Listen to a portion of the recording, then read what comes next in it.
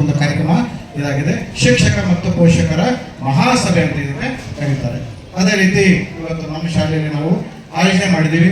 ಇಲ್ಲಿವರೆಗೂ ನಮ್ಮ ಸಹೋದ್ಯೋಗಿ ಬಳಗದವರು ಸಾಕಷ್ಟು ವಿಷಯಗಳ ಬಗ್ಗೆ ಮಾತಾಡಿದ್ದಾರೆ. ಅದರಲ್ಲಿ ಬರ್ತಕ್ಕಂಥ ಒಂದು ವಿಷಯ ಪೋಕ್ಸೋ ಕಾಯ್ದೆ ಅಂತ, ಪೋಕ್ಸೋ ಅಂತ ವಿಷಯ. ಇದು ನೋಡಿದ್ದು ತುಂಬಾ ಗಂಭೀರವಾದಂಥ ವಿಷಯ, ತುಂಬಾ ಅಪರಾಧಕ್ಕೆ ಸಂಬಂಧಪಟ್ಟ ವಿಷಯ. ಎಲ್ಲ ಹೆಣ್ಣು ಮಕ್ಕಳಲ್ಲಿ ಚಿಕ್ಕ ಮಕ್ಕಳನ್ನ 1ನೇ ವಯಸ್ಸಿನಿಂದ 18 ವರ್ಷದವರೆಗೆ ಮಕ್ಕಳನ್ನ ಹೊಂದಿರತಕ್ಕಂಥ ಎಲ್ಲಾ ತಂದೆ ತಾಯಿಯರು ತಿಳ್ಕೊಳ್ಬೇಕಾದಂತ, ಗಮನದಲ್ಲಿರ್ಬೇಕಾದಂತ ಮತ್ತು ಮಕ್ಕಳ ಬಗ್ಗೆ ಕಾಳಜಿಯನ್ನು ವಹಿಸ್ತಕ್ಕಂಥ ಒಂದು ಕಾನೂನು ಇದಾಗಿದೆ.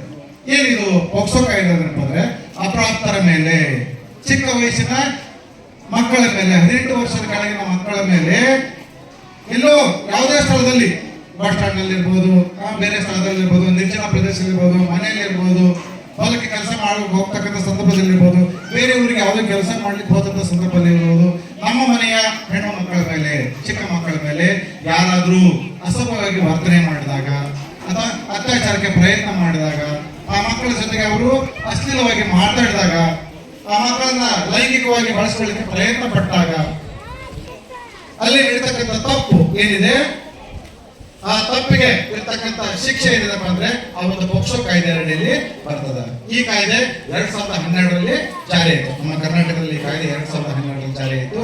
ಈ ಪೋಕ್ಸೋ ಕಾಯ್ದೆ ಏನ್ ಹೇಳ್ತಪ್ಪ ಅಂದ್ರೆ ನಮ್ಮ ಮಕ್ಕಳನ್ನ ನಾವು ಕಾಳಜಿ ಮಾಡಬೇಕು, ನಮ್ಮ ಮಕ್ಕಳನ್ನ ನಾವು ಕಾಳಜಿ ವಹಿಸಬೇಕು.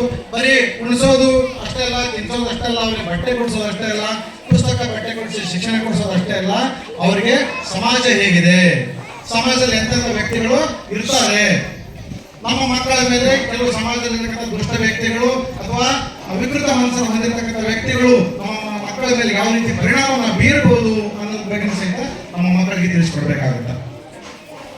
ನಮ್ಮ ಮನೆಯ 1 ವರ್ಷದ ಮಗ ಇರ್ಬೋದು, 6 ವರ್ಷದ ಮಗ ಇರ್ಬೋದು, 10 ವರ್ಷದ ಮಗ ಇರ್ಬೋದು, 18 ವರ್ಷದ ಮಗ ಇರ್ಬೋದು, ಆ ಮಗು ಹೊರಗಡೆ ಹೋದಾಗ ಆ ಮಗು ತಿಳುವಳಿಕೆ ಹೇಳ್ಬೇಕು. ನೋಡು ಮಗು, ನೀವು ಹೊರಗಡೆ ಎಲ್ಲಾದ್ರೂ ಹೋದಾಗ ಯಾವುದೇ ಪುರುಷರು ಅಥವಾ ಗಂಡು ಮಕ್ಕಳು ನಿನ್ನನ್ನು ಅಸಭ್ಯವಾಗಿ ಮುಟ್ಟಿದ್ರೆ, ನಿನ್ನ ಜೊತೆಗೆ ಅಸಭ್ಯವಾಗಿ ವರ್ತಿಸಿದ್ರೆ, ನಿನ್ನ ಜೊತೆಗೆ ಅಶ್ಲೀಲವಾಗಿ ಮಾತನಾಡಿದ್ರೆ, ನಿನ್ನ ದೇಹದ ಸೂಕ್ಷ್ಮವಾದ ಭಾಗಗಳನ್ನ ಮುಟ್ಟಿದ್ರೆ ನೀನು ನನಗೆ ತಿಳಿಸ್ಬೇಕು. ಆ ವಿಷಯವನ್ನ ತಂದೆ ತಾಯಿಯಂತ ನಮಗೆ ಹೇಳಬೇಕು, ಮುಚ್ಚಿಟ್ಕೋಬಾರ್ದು. ಎಷ್ಟೋ ಮಕ್ಕಳು ಹೆದರಿ ಯಾರೋ ನಮ್ಮ ಹೆಣ್ಣು ಮಕ್ಕಳನ್ನ ಎಲ್ಲೋ ಊರಿಗೆ ಹೋದಾಗ, ಬಸ್ನಲ್ಲಿ ಸಂಚಾರ ಮಾಡುವಾಗ, ಯಾವುದೋ ಒಂದು ಜಾಗದಲ್ಲಿ ಹೋಗುವಾಗ ಹೆಣ್ಣು ಮಕ್ಕಳನ್ನ ಹುಡುಗರನ್ನ ಕೆಲವು ಜನ ವಿಕೃತ ಮನಸ್ಸರು ಏನ್ ಮಾಡ್ತಿರ್ತಾರ, ಮುಟ್ಟಬಾರ್ದ ಜಾಗದಲ್ಲಿ ಮುಟ್ಟೋದು, ಅಶ್ಲೀಲವಾಗಿ ಮಾತಾಡೋದು, ಆ ಹೆಣ್ಣು ಮಕ್ಕಳನ್ನ ದುರುಪಯೋಗ ಮಾಡ್ಕೊಳ್ತಾ ಇರ್ತಾರೆ. ಅಷ್ಟೇ ಅಲ್ಲದೆ ಆ ಮಕ್ಕಳನ್ನ ಬೆದರಿಸ್ತಾರೆ. ಇದನ್ನ ನಿಮ್ಮ ಮನೇಲಿ ಹೇಳಿದ್ರೆ ನಿಮಗೆ ಹೊಡಿತೀನಿ, ನಿಮ್ಮ ತಂದೆ ತಾಯಿಗೆ ಹೇಳಿದ್ರೆ ನಾನು ಹಾಗೆ ಮಾಡ್ತೀನಿ, ಹೀಗೆ ಮಾಡ್ತೀನಿ. ಆ ಮಕ್ಕಳು ಹೇಳೋದಿಲ್ಲ.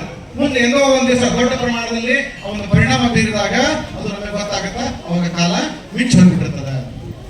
ಆದ್ರಿಂದ ಹೆಣ್ಣು ಮಕ್ಕಳ ತಂದೆ ತಾಯಿಯಾದಂತ ನೀವುಗಳು ಏನ್ ಮಾಡ್ಬೇಕಪ್ಪ ಅಂದ್ರೆ ನಮ್ಮ ಹೆಣ್ಣು ಮಕ್ಕಳು ಎಲ್ಲಿ ಹೋಗ್ತಾ ಇದಾರ, ಏನ್ ಮಾಡ್ತಾ ಇದಾರ, ಅವರು ಹೋಗ್ತಕ್ಕಂಥ ಜಾಗಗಳು ಹೇಗಿದಾವ, ಅಲ್ಲಿ ಎಲ್ಲಿ ಒಂದು ಶಾಲೆ ಹೋಗ್ತಕ್ಕಂಥ ಜಾಗ ಇರ್ಬೋದು, ಕೆಲಸ ಮಾಡ್ಲಿಕ್ಕೆ ಹೋಗ್ತಕ್ಕಂಥ ಜಾಗ ಇರ್ಬೋದು, ಅಥವಾ ಬೇರೆ ಬೇರೆ ಕೆಲಸಕ್ಕೆ ಬೇರೆ ಬೇರೆ ಊರಿಗೆ ಹೋದಂತ ಜಾಗ ಇರ್ಬೋದು, ಮನೆಯಲ್ಲಿ ಇರ್ಬೋದು, ಓಣಿಯಲ್ಲಿ ಇರ್ಬೋದು, ಎಲ್ಲೋ ಒಂದು ಜಾಗದಲ್ಲಿ ಅವ್ರ ಮೇಲೆ ಲೈಂಗಿಕವಾಗಿ ಒಂದು ದೌರ್ಜನ್ಯ ಆಗ್ಬೋದು ಅಥವಾ ಅಶ್ಲೀಲವಾಗಿ ನೋಡ್ತಕ್ಕಂಥ ಕೆಲಸ ಆಗ್ಬೋದು. ಅದು ನಮಗೆ ತಿಳಿಸಂತ ಹೇಳ್ಬೇಕು.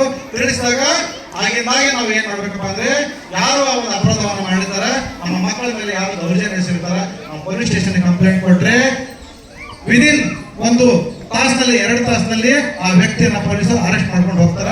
ಆ ಕೇಸಿಗೆ ಬೇಲ್ ಇಲ್ಲ, ಜಾಮೀನಿಲ್ಲ. ಅಪರಾಧ ಮಕ್ಕಳನ್ನ ಯಾರು ಮುಟ್ಟಿರ್ತಾರ, ಯಾರು ಅಸಭ್ಯ ವರ್ತನೆ ಮಾಡ್ತಾರ, ಆ ಒಂದು ಕೇಸನ್ನ ನಾವು ಪೊಲೀಸ್ ಸ್ಟೇಷನ್ ಕಂಪ್ಲೇಂಟ್ ಕೊಟ್ರೆ ಆಗಿನಾಗ FIR ಆಗುತ್ತೆ. ಯಾರು ಮಾಡಿದ್ರು ಅವನ ಅಣ್ಣ, ತಮ್ಮ, ಮಾವನೋ, ಸಂಬಂಧಿಕನೋ ಅವನ್ನೆಲ್ಲ ಯಾವುದು ಲೆಕ್ಕಕ್ಕಿಲ್ಲ.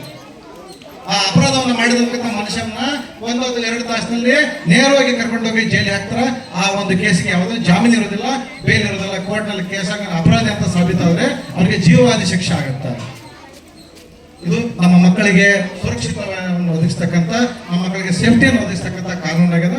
ಹಾಗಾಗಿ ಇಲ್ಲಿ ಬಂದಂತ ಎಲ್ಲ ಪಾಲಕರು ಮತ್ತು ಮಹಿಳಾ ಒಂದು ತಾಯಿಯರು, ಎಲ್ಲ ಮಕ್ಕಳ ಪಾಲಕರು ಏನ್ ಮಾಡಬೇಕಪ್ಪ ಅಂದ್ರೆ ಈ ಒಂದು ಕಾಯ್ದೆ ಬಗ್ಗೆ ತಿಳ್ಕೋಬೇಕು. ಇದರ ಒಂದು ಅನುಕೂಲಗಳನ್ನ ತಿಳ್ಕೊಂಡು ನಮ್ಮ ಮಕ್ಕಳ ಮೇಲೆ ದೌರ್ಜನ್ಯ ಆದಾಗ ಅಥವಾ ಅತ್ಯಾಚಾರ ಆದಾಗ ಏನ್ ಮಾಡ್ಬೇಕು ಅದನ್ನ ಖಂಡಿಸಬೇಕು. ನಮ್ಮ ಮಕ್ಕಳಿಗೂ ಸಹಿತ ತಿಳುವಳಿಕೆಯನ್ನು ಹೇಳಬೇಕು. ಆ ಒಂದು ಘಟನೆಗಳು ನಡೆದಾಗ ಆ ಮಕ್ಕಳು ನಮಗೆ ಹೇಳು, ತಿಳಿಸು, ಯಾರೇ ಏನೇ ಮಾಡಿದ್ರು, ಯಾರು ನಿಲ್ಸೋದು ಕೆಟ್ಟವಾಗಿದ್ದಾಗಿ ಅಸಭ್ಯ ವರ್ತಿಸಿದ ನಮಗೆ ತಿಳಿಸ್ಬೇಕು ಅಂತ ನಾವು ನಮ್ಮ ಮಕ್ಕಳಿಗೆ ಹೇಳಿ ಅಂತ ಒಂದು ಸಂದರ್ಭ ಕಂಡು ಬಂದಾಗ ನಾವು ಕಾನೂನಿನ ಸಹಾಯವನ್ನು ಪಡೆದು ನಮ್ಮ ಮಕ್ಕಳ ಮೇಲೆ ಆದಂಥ ದೌರ್ಜನ್ಯ ನಾವು ತಡೆಗಟ್ಟಬಹುದು. ಇದರಲ್ಲಿ ಮತ್ತೇನಪ್ಪ ಅಂದ್ರೆ ಇದರಲ್ಲಿ ಯಾವುದೇ ಬೇಲ್ ಇಲ್ಲ, ಜಾಮೀನ್ ಇಲ್ಲ. ಇದು ದೊಡ್ಡ ಅಪರಾಧ ಆಗಿರೋದ್ರಿಂದ ಮಾಡಿದಂಥ ವ್ಯಕ್ತಿಗೆ ಶಿಕ್ಷೆ ಆದರೆ ಬೇರೆ ವ್ಯಕ್ತಿಗಳಂತ ಅಪರಾಧವನ್ನು ಮಾಡಲಿಕ್ಕೆ ಹೆದರುತ್ತಾರೆ.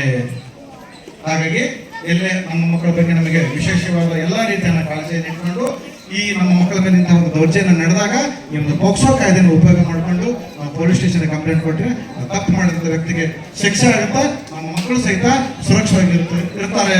ಇದ್ರ ಬಗ್ಗೆ ನೀವು ಎಲ್ಲರೂ ತಿಳ್ಕೊಳ್ಳಿ ಅಂತ ಹೇಳ್ತಾ ನನ್ನ ಮಾತನ್ನು